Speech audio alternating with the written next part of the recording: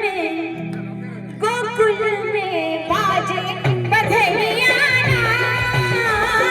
चल रहे हैं कृष्ण कन्हैया गोकुल में बाजे बधैया बाजे बधैया हो बाजे बधैया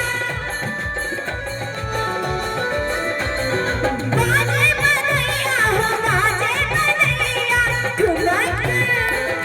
ठुमक चले कृष्ण कन्हैया दादा धैया जन्मे हैं कृष्ण कन्हैया गोकुल में बाजे बधैया जय हो बहुत बढ़िया।